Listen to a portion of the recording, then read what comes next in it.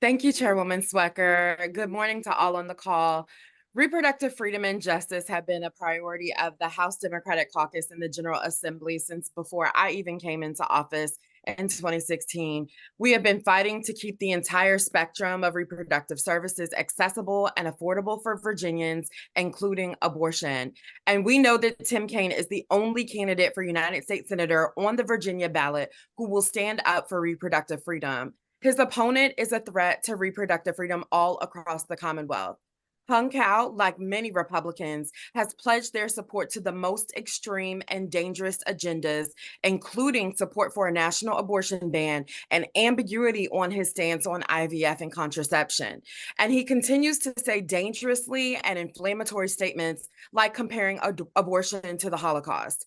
But instead of incendiary rhetoric, people need leaders who will protect their access to reproductive health care.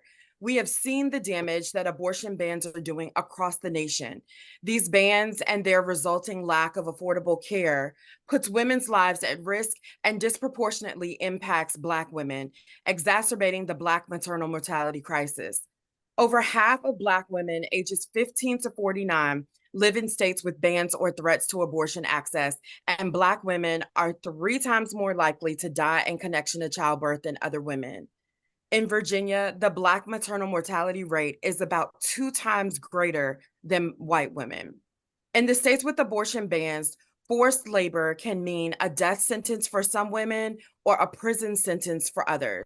Look at the stories of Amari Marsh, Candy Miller, and Amber Thurman. The lived experiences of women, especially women of color, are being ignored by MAGA extremists, including Hung Kao. And that's why we know Virginians cannot trust him protect reproductive freedom, because a national abortion ban, threats to IVF and contraception, and cruelly ripping away women's rights to access the care they need is a recipe for disaster.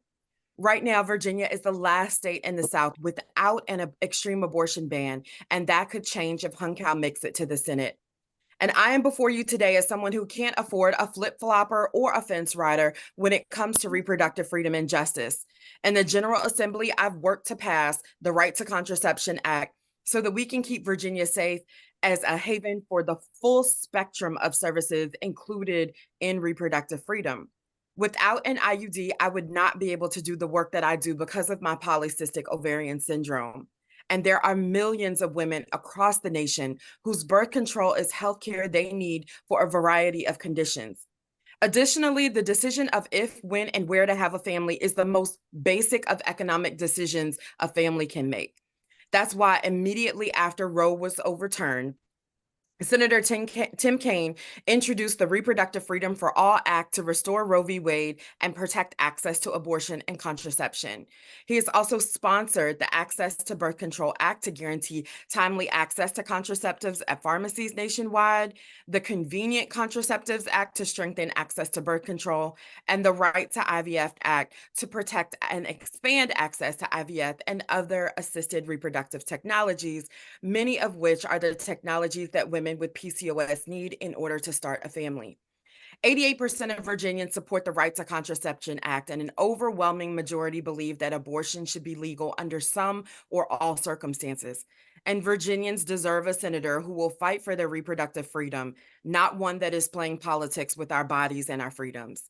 I am grateful to have Senator Tim Kaine as a hardworking and dedicated ally in the work to protect reproductive freedom and justice for Virginia. And that is why I hope Virginians will join me in supporting him for reelection. And with that, I will turn it over to Congresswoman McClellan, who represents the 4th Congressional District. And that's after having been a meaningful and impactful and effective state senator and delegate.